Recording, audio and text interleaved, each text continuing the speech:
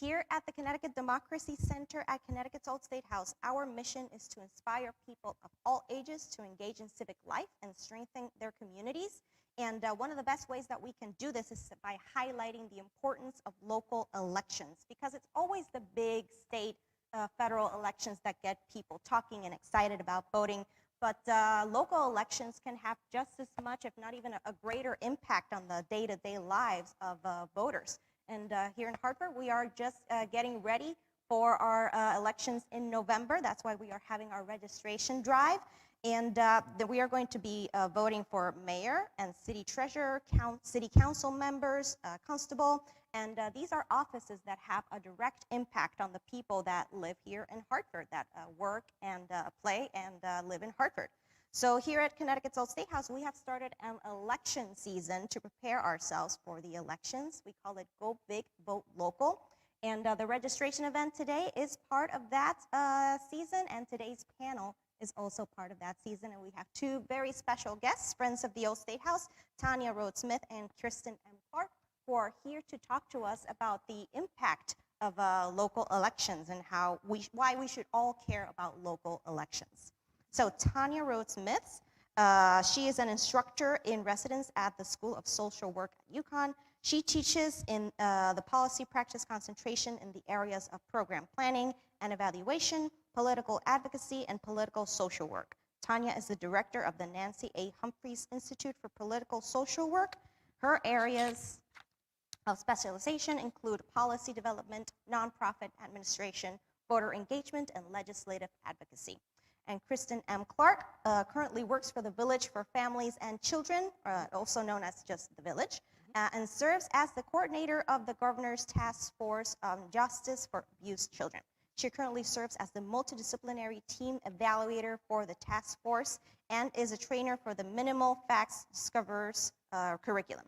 Kristen is also active in the greater Hartford community through her current and past public service activities. She currently serves as a corporator for the Hartford Public Library, is a member of the inaugural Committee Engagement and Advocacy Advisory Committee for the YWCA of Greater Hartford, and is a member of the inaugural Committee Engagement Board for Connecticut's Division of Criminal Justice, and is a civic ambassador with Everyday Democracy. So thank you so much, Tanya and Kristen, for joining us today. Thank you. Thank you for having us. All right, so why don't we begin with our questions?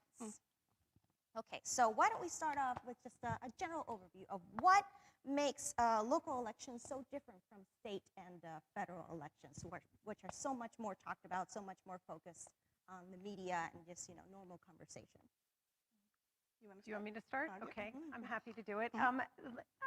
Local elections are, when we look at a state like Connecticut, we've got 169 different local elections. And, most people, when they think about voting for the president or Congress, and they don't think about how much impact actual local elections have on their lives. And so, the challenge is really, it's different in every community. So, there isn't as much awareness. Turnout is often the lowest at the local election, which I know we'll talk about. But I think for that reason, it feels different. It doesn't feel like we're all having the same conversations around the state about who are you voting for governor. It is, or for president. We are in our 169 towns. And I'll also add to that there doesn't seem a sense of urgency sometimes for local elections, which is really unfortunate, because local elections really speak to the quality of life for people in their specific towns. The people that you vote for are the people that are going to pass your budget. So you really want to make sure that those people are folks that align with your way of living and how you want to raise your children and how you want your community to look. Right. I had not considered that, how hyper-focused these elections are. So not everybody's having the same conversations. Right. Every town, every community is going to have their own issues, their own things that they care about. So we're all having different conversations in different areas. But I think that's what makes it even more important for the few people that live in a certain area to go out and vote in their local elections, right? It absolutely is. And it's really important because we talk a lot about voter engagement. Tanya and I do a lot of work around that issue here in Hartford. but different local entities really engage their voters in different ways. And so, you have some areas where, they're very focused on local elections. They really know who's running, who's on the ballot, et cetera. And I think it's really important that that voter engagement piece is key to, local elections and the success of those elections and voter turnout. Yeah. And it's the people in the community who know how to engage the people Yes. in their community. Mm-hmm. Okay, so why don't we go a little bit, talk about how what aspects of day-to-day life can be impacted by local elections. Because I don't think a lot of people realize how much of their surroundings and their businesses, their homes and all that is actually determined by local elections. I mean, that's really important. Your local election really speaks to your daily life. It speaks to, again, we talked about budget. The budget that's being put in front of the town council, those folks, or city council, those are the people that vote on that. That lets you know that, you can go drive through certain towns and the streets are clean during a snowstorm, and you go through another town and it's kind of like, oh, well, did the trucks come through here? But it also has education. We have a wide educational gap here in Connecticut, and it's you have the Board of Education that determines like aspects of schools, whether there's only public schools, whether a charter school can actually come into your town. So, there's a wide range of issues that are key to our daily life, maybe even public safety. The people that you elect are the people that are going to determine who is your chief of police, who is going to come in and be the head person in town that's going to create that synergy between maybe the community and the police force. So there's a lot of ranges. I mean, even just to go down to, when is your garbage going to get picked up? If you don't have garbage pickup, or you don't have large haul and you're seeing folks with mattresses and stuff on the side of the road, that's determined locally. That is not determined by the President of the United States. So you need to come out and vote for people locally, and not just every 4 years when we're voting who's going to be in the White House. Yeah, Kristen covered it so well, and I would just add that 25% of the tax revenues we collect as a country are spent at the local level. So that's an enormous amount of investment that gets directed and decided on the local level. And when very few people participate in a local election, those folks have more power than the folks who aren't participating. Yep. We want to make sure that we have a say in how our money is being spent, right? How your money is being spent. And then the services in town, social services, those are determined by the people who are in charge and who they appoint in these various positions. And, access to healthcare can also be determined at a local level. Yeah, sewers, clean water, infrastructure, all that stuff that Kristen mentioned. All right. So, Tanya, you already mentioned a little bit of data. Why don't we go a little bit more depth into data? So, we're talking specifically about Hartford. So, what does the population of Hartford look like? And, who should be turning out to vote in Hartford? So in our state, in Hartford, there are 121,000 people, and about 93,000 of whom are over the age of 18. So in our state, across the country, you have to be a citizen, you have to be over 18, and in Hartford, the only people that would be excluded are non-citizens. So we have about 66,000 people are registered in Hartford, or 63,000 people are registered to vote in Hartford. And that's lower than the eligible population. So when we talk about turnout, like what percentage of Hartford turned out to vote in all these conversations, we're talking about the percentage of registered voters. So, and we know that the number of people, that percentage of registered voters in Hartford is lower than, say, a West Hartford or some of the surrounding communities. So, and then in terms of demographics, Hartford has the largest Latinx or Alumnae population in the state. That's about 44%, 36% identify as Black. 13% are white residents, 3% are Asian, and 4% are listed in that small other category. So. And the diversity of Hartford is really important. She gave us some statistics, but the diversity in Hartford is very important when we talk about voter turnout, because there are barriers to turnout. Right. You know, we have a very diverse population, but, you know, are we making and ensuring that, you know, that they are getting the information in their native language, in their native tongue? Mm-hmm. So if I don't speak English, if English isn't my first language, then, you know, I may or may not understand that there is, you know, there was a primary a little while back, mm-hmm. that there's an election coming up, because, you know, my TV has not shown me all of the election, right. You know, they're used to every 4 years being bombarded with, you know, presidential commercials. So when you don't have maybe that same kind of turnout with the media, if English isn't my second language, if English isn't my first language, then maybe I don't have the resources that I need to know that there's an election, know who's on the ballot, know what issues are on the ballot. So I think that the diversity of Hartford is very important, and there's a ton of languages that are spoken here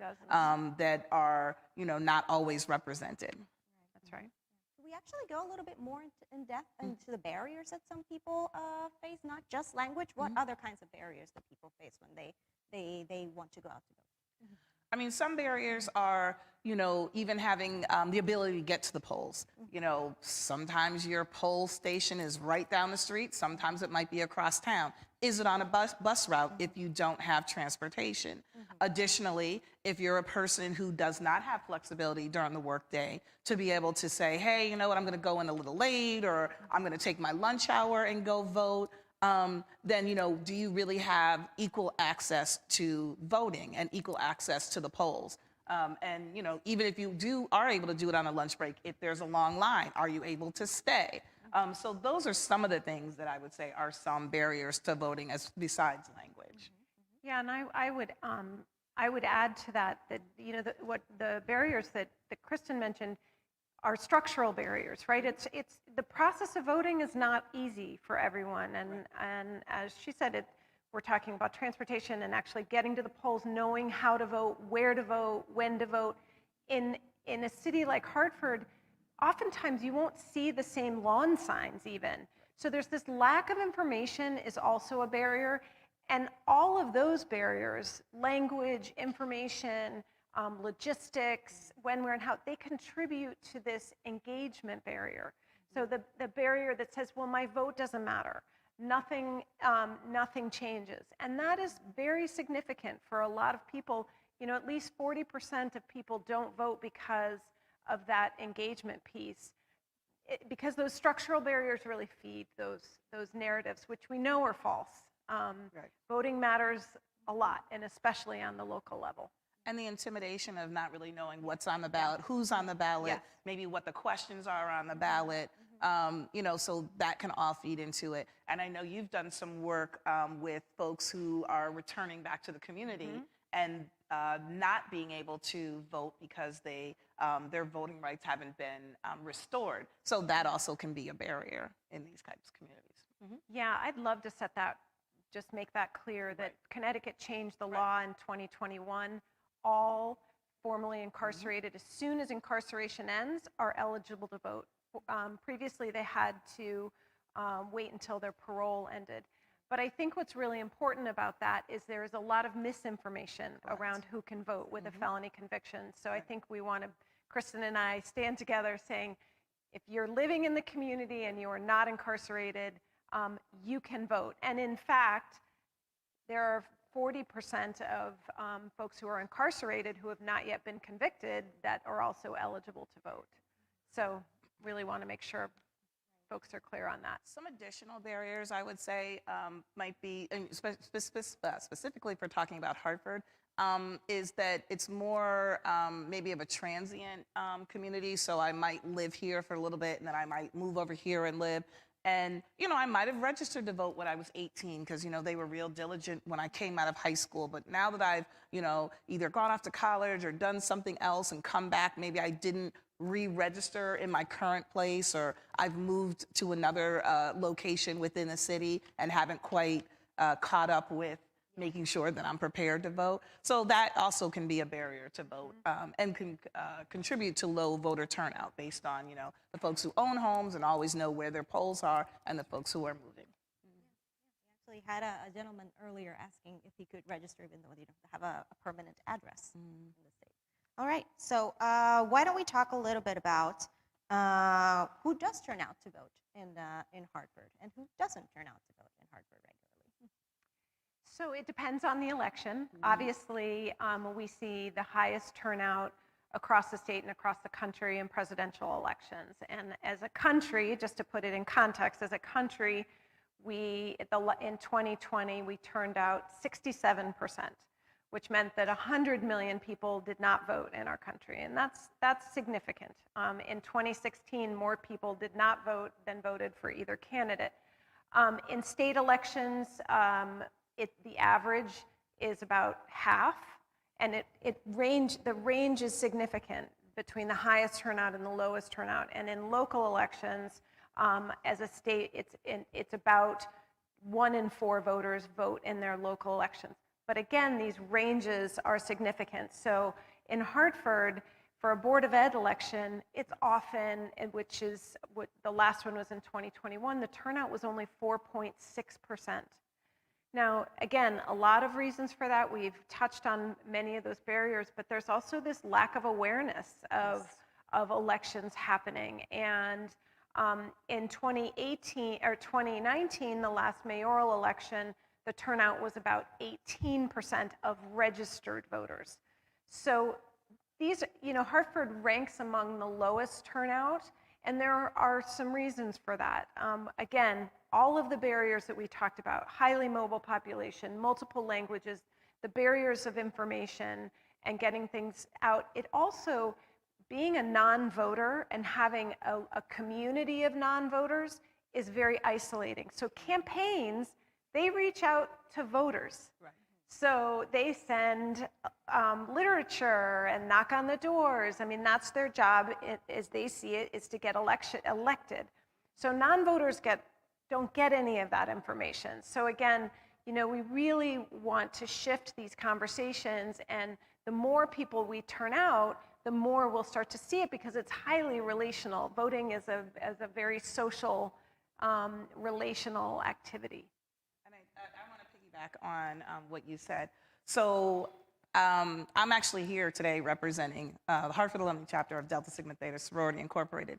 And low voter turnout is one of the things that we're trying to combat by doing engagement activities, by doing door-to-door knocking, by doing, we're doing a caravan, or we're driving cars through neighborhoods, just trying to raise awareness about the fact that there are elections coming up. Do you know where your polling place is? Are you registered to vote? But you hit it on the head. If you are voting, you're going to get the literature because they already have your address, they know where you are, but it's really trying to engage that person who thinks that their vote doesn't matter or they're not able to vote, and really dispelling some of those myths. And that is the work that, that we all need to be doing if we want to have truly a democracy that is the voice for the people. Yep. And, we were talking about turnout. I wanted to add one other piece from the research. So what we know from the research is that democracy reflects the priorities of those who participate. So, the priorities of voters are reflected in the decisions that are made by elected officials. And there is a lot of research to show that that's the case on the federal, state, and local level, but it can especially be true on the local level. So if you were to look at a map of Hartford, and let's take the election last week, which was the primary, there were only 2,000 voters that selected the winner. So it was a 14% turnout.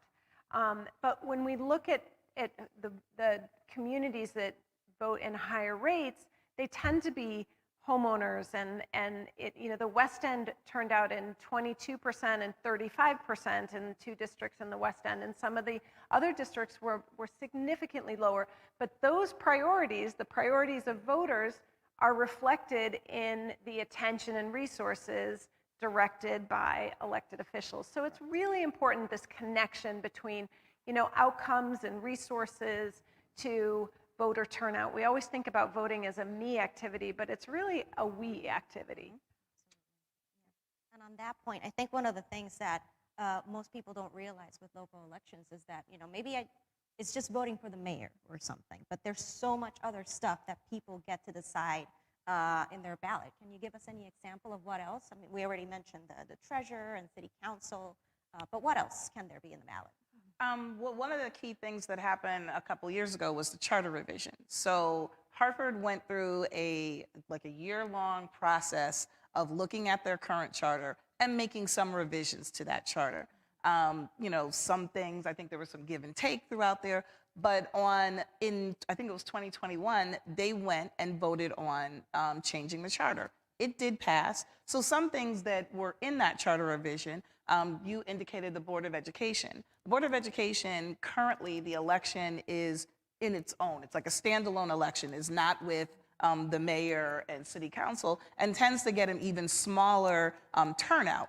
And, Board of Education is really important. It's how we're educating our children. Those are the folks who are deciding what the resources are to each one of the schools. Those are the ones, when you look around the country and you see boards of education banning books and taking curriculum out of schools, those are the people who are essentially going to teach your children or provide education for your children on, the nation, the world, et cetera. So that in 2027, the Board of Education election will align with the mayor, treasurer, city council. So that's really important to have been able to pull that together and congeal those, because that's really important for hopefully a better turnout rate on all of the people all the way down the ballot. This year, one of the questions that will be on the ballot is whether to have no excuse absentee ballots. So that is something that's really important. We saw it in the pandemic and making sure that people had access to absentee ballots. But that's going to be one of the questions that's on the current ballot here in Hartford. And so there are specific questions that are answered. Some are yes, no's. There might be some things that are referendums on a budget, but there are other things besides the candidates on local ballots. Right. Mm-hmm. If more people realize that, there Right. would probably be a lot more turnout. Right. Right. So we already went over a couple of examples of big policy changes that were determined at the local level here in Hartford. Do you have any other examples that you would like to share? Not big policies, but Yeah, when you're voting for your local elected representatives, you're voting for the people that you hope will represent your interest. So oftentimes we don't see, Kristen covered the charter reform, which was really significant. We've had this question of early voting and no excuse absentee voting have to be changed in our state constitution. So we had to have 2 elections in a row to pass so that the legislature can then debate it. It's not even that we're voting directly to get no excuse absentee ballots, which we have very restrictive 7 reasons, as per our state constitution, reasons that you can vote by absentee. So by voting yes, it will allow our state legislature to develop the absentee ballot rules in the next legislative session. So it's quite a process when we're talking about revising our state constitution. so it has far-reaching Yes. implications. Yes. And actually, speaking of those far-reaching implications, we've mentioned that it's always the big federal, the state elections that get all the attention, but sometimes the local elections can have a big impact on the bigger elections as well, and vice versa, obviously. But a lot of people don't realize that big decisions are sometimes started at the local level. Can you speak to that a little bit? Sure. All politics is local. When you think about how even we approach elections, national elections are won and lost by what you learn in your ground game at the local level. But more and more big decisions are being, as Congress is locked in gridlock and inaction sometimes, we see more and more decisions and policies and programs that are made at the state and local level. And when we think about even localities being incubators for innovation, like minimum wage, much of the entire movement to decriminalize marijuana started at the local level. Minimum wage, I mentioned. Environmental justice movements are often started at the local level. So, you know, there's lots of policies that get their footing at the local level that then become national policy. And sometimes the local policies also fund like data and research that, you know, they do pilot programs in local areas that then, you know, form state legislation or state commissions or what have you. So it's really important to keep an eye on what some of these towns and cities are doing locally. Get a good idea of what's going to happen in the future at the broader federal level by keeping an eye on local elections. So if people vote on local elections, they will have a big impact on the rest of the country, hopefully.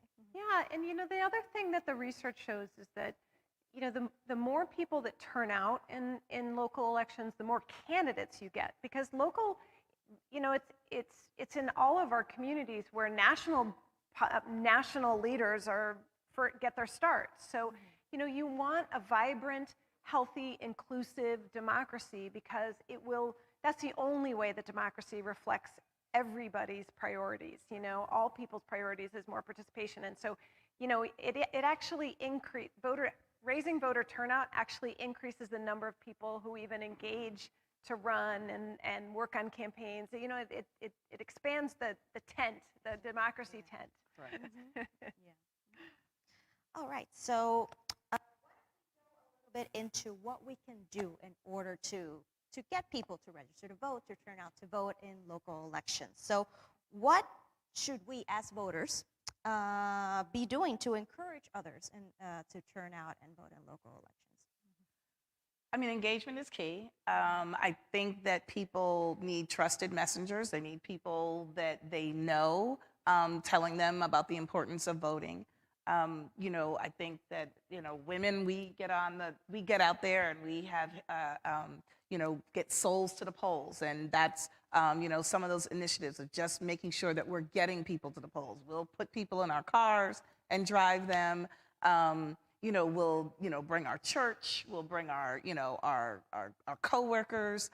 So I think it's really having one-on-one conversations with people. I know that we've done, you know, some texting campaigns to just really remind people, hey, remember it's time to vote, or hey, you know, I know you're gonna be traveling, make sure you know, have you already done your absentee ballot? I mean, I think those things are important for one-on-one communication. But really making sure that people have the resources and know where to find the resources.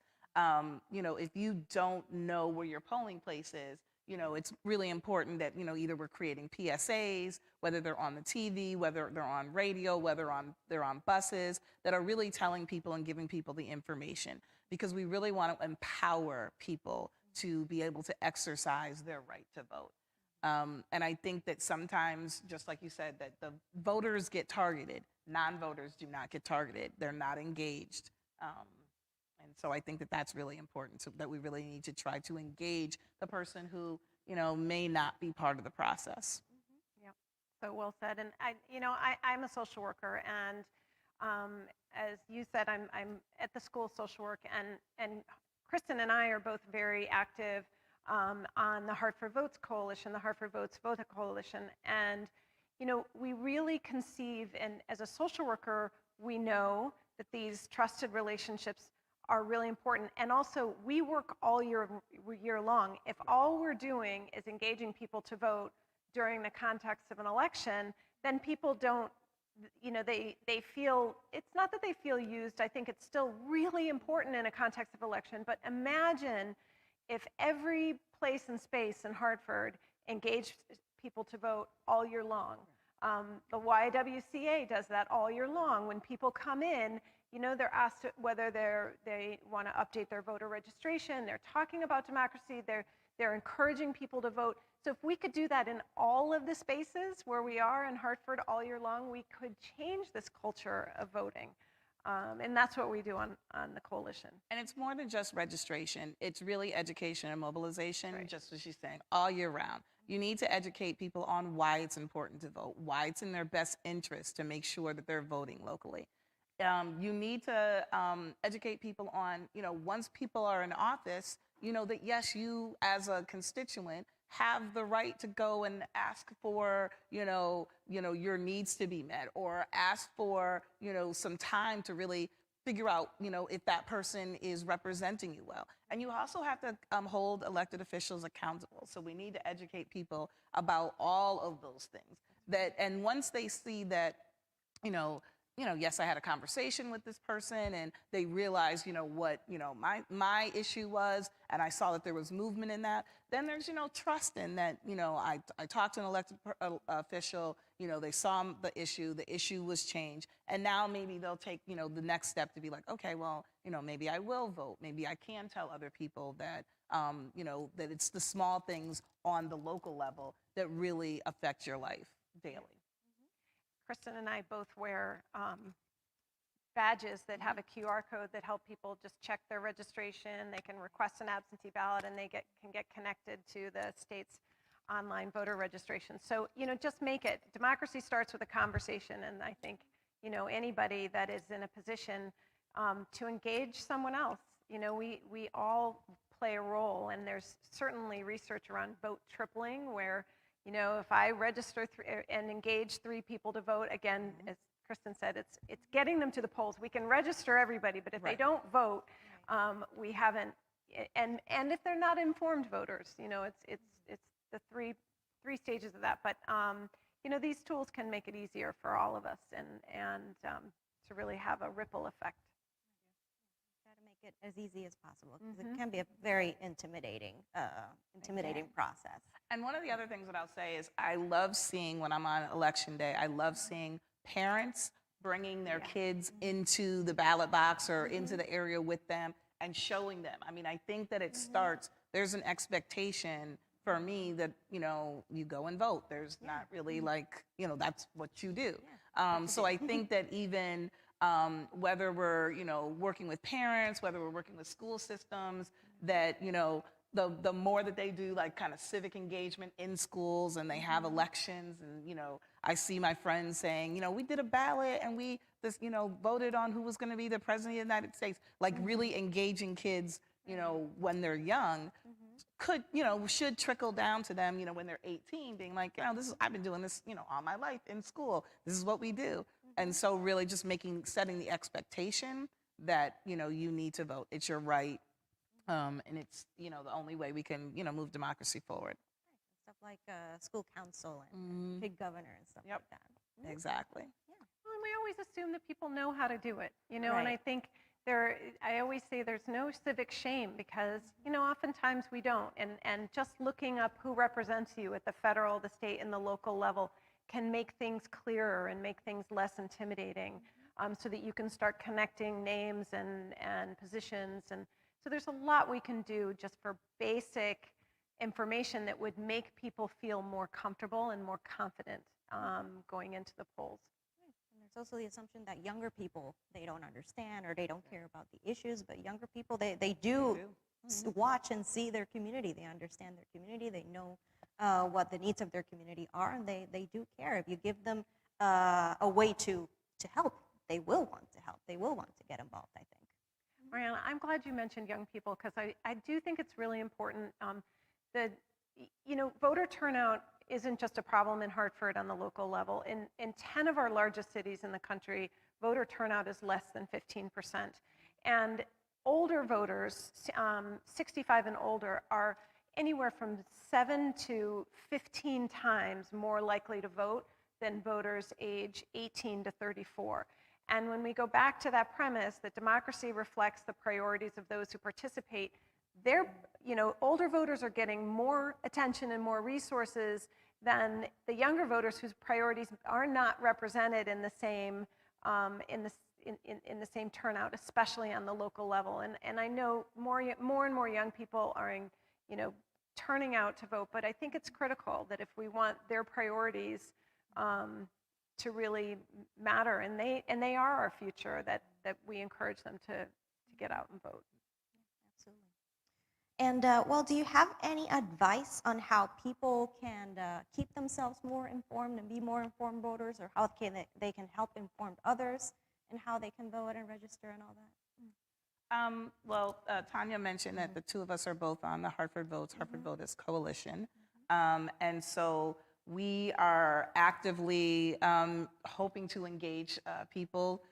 There are community forums where people can go out and learn more about the candidates and have, either one-on-one conversations with candidates, or if it's a town hall, to listen to their issues. So I really encourage people to go and attend those to find out which elected official aligns with your values, because you may see a 15-second, sound bite, but that's them at their best. You want to see them when they have to answer the hard questions, when they're answering the questions that really matter to you. So that's real. I think that's really important. Just like she said, looking up who is currently representing you on the local level, state level, and really engaging those people one-on-one. I say that voter engagement, the more that you connect with people who represent you, the more likely that they are to, listen to your needs, your desires, and you can see if, this person is somebody in 2-4 years that you want to vote for again. I also, I think that Faith Acts is also another organization. I was on their website a couple days ago, and they have a plethora of information where you can just click through and learn about what's on the ballot. There's information in several different languages, and I think that that's really important.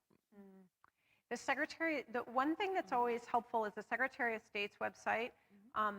You can find a copy of the ballot 30 days before an election. And I think even just knowing who's on the ballot and seeing the ballot for your district, so everybody can go to the Secretary of State's website 30 days before an election and see the current ballot. You can also go back historically and see the ballots from 4 years ago to know what to anticipate will be on, which races will be on the ballot for this election. So there's a lot of information. I know with our new Secretary of State, they're updating the website more frequently. So I would encourage folks to go there. And also the League of Women Voters, vote411.org can also be a good, and our own hartfordvotes.org, our own website there. Yep. So the Secretary of the State's office website is great. They really have all the information you need, and you can also see past elections, all the results for past elections, or any research you need to do. So definitely, there's a lot of information available online that people can access and have at their fingertips. Finally, what would you say to the statement that local elections can have the biggest impact on voters? How would you respond to a statement like that? I mean, I think, we've discussed it a few times that it really looks at your, dictates your quality of life. It dictates your housing situation. It can dictate, whether there's trash on the streets or there is not, because they have the infrastructure or the funding or what have you to, clean up the streets based on that's being a priority for them. It can also your education, talked about it, whether it's public schools, they may have to vote on whether a charter school is coming into your area, and if local Board of Education or City Council deem that they don't want a charter school in your area, then they can vote that down. When we talk about public safety, those priorities are really led at the local level. And so, all aspects of your life, your tax rate, that's, determined locally. So, I mean, every aspect, I would say. Yeah, and economic development. Where do you direct the resources in your community? And again, if 1 out of 10 voters is going to the polls and voting, well, they have more power. That 10% can have more power than the other 90% because, just by being a voter. And so I think it's enormously important. We talked about the 25%. I mean, large sums of money being directed and spent at the local level. So yeah, we really, I think and say often that your local elections often have more of an impact, or at least as much of an impact as who is president of the United States or in Congress. And like even your social life. I mean, your local folks are the ones who, figure out what cultural activities are going to happen in your town. Are there going to be things for kids? Are there going to be things for, older people to do? So even if you're like, oh, there's nothing to do in whatever town, that some of that is dictated by your town hall or your city hall with, who they have, running those constituent events or what have you. So it really is, well-rounded all the way from, the stuff that's fun to, again, taxes. But yeah. I love that you brought the fun part in. I'm all about fun. So. And also the life of your pets, if you have to register your dog or give them a license or something like that. So even the lives of your pets can be affected by local elections. Yes. That's right. Okay. So, Kristen and Tanya, is there anything else that you would like to add before we open the space up for questions from the audience? No, I think we covered a lot of ground. Okay, awesome. Well, thank you so much, Vote Tanya local, and Kristen. that's what we'll say. Yeah. Make sure you vote local. And then after you vote, hold them accountable. Don't just vote and then come back 2 years, 4 years later. Make sure that they know who you are, and make sure that they know your name. My people know my first, last name, and most of them are in my cell phone. So make sure they know who you are. Yeah, and don't forget to text all of your friends, all of your communities. Your power, your community is your power. So, if you can raise the voter turnout in your community, you will have more power to advocate for more resources and more investment. All right, well, thank you so much, Kristen and Tanya. Thank you. So we will open it up for questions now. My colleague Heidi over here has a mic, so if anybody has any questions, please feel free to raise your hand. If you're watching online, feel free to leave your questions in the chat or in the comment section of the video. So, anybody have any questions?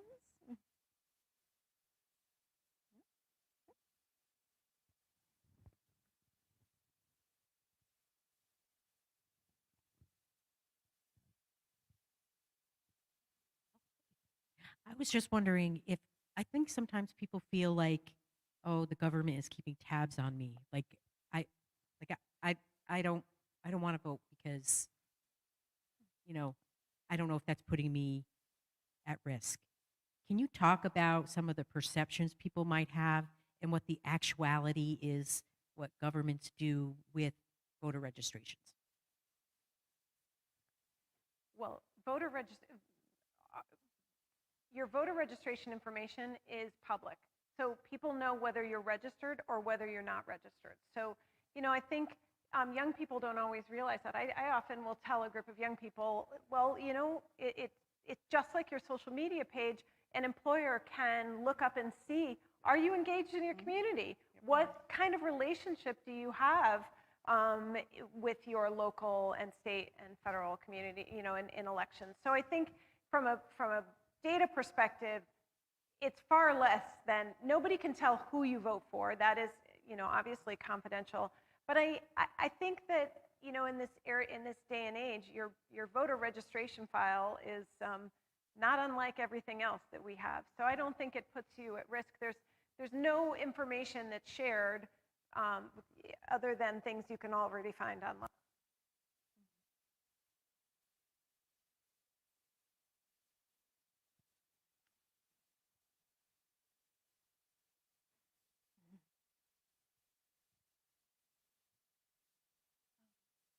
Well, I think when we're in an era with so much information online, I'm wondering what sort of outreach efforts can organizations really lean to reach to people who might have limited internet access? Because that still exists, right? The digital divide is something that affects certain communities that might be historically underserved as well. That's a really good question. And some of the things that we are trying to do is partnering with other, and when I say we, the Hartford Alumnae chapter of Delta Sigma Theta, Sorority Incorporated, we're partnering with other civic community organizations to kind of do some more grassroots efforts you really do have to go door to door. You really do have to go to the grocery store because, everybody's going to the grocery store. In the last election, we were doing a lot of things in beauty salons and barber shops because, again, that's where, some people are spending their Saturday afternoons. That's a trusted, messenger place. So you really have to get to where the people are. And you are correct at the fact that there is a digital divide. I mean, a lot of the resources that, we've been talking about are things that you have to do online. And if you are on a data plan that's not unlimited, that would not be might not be my priority of how I'm going to use my data to research something like that. So I thank you for that question, but we do have to remember that we have to get grassroots, that we have to go to some of these community organizations that are providing social services or providing other benefits in the community and make sure that we are connecting with people where they are. We got to start where people are. Yeah, and I would add one more thing about the digital divide. I do find that, more people have cell phones, and we are doing some more capacity building. Technology, while we still need to do all the things that Kristen mentioned in terms of outreach and making sure that we get folks registered, there are some things that technology makes easier. So this QR code that we use, which uses the TurboVote, it's a nonpartisan national TurboVote is a nonpartisan national organization that will send a text message to folks 30 days before an election, the day before an election, with their registration address and a link to get help voting if they want it. So while those divides exist, it also can be a way to build capacity, especially in communities that have been historically where turnout has been low. Any other questions? Okay, I don't see any questions online either. All right, well then, Tanya, Kristen, thank you so much for coming down. I really appreciate all your time and all your expertise on all things local elections, and thank you everybody for coming down, and everybody watching online, thank you for joining us. So yeah, thank you for coming to the Old State House for Voter Registration Day.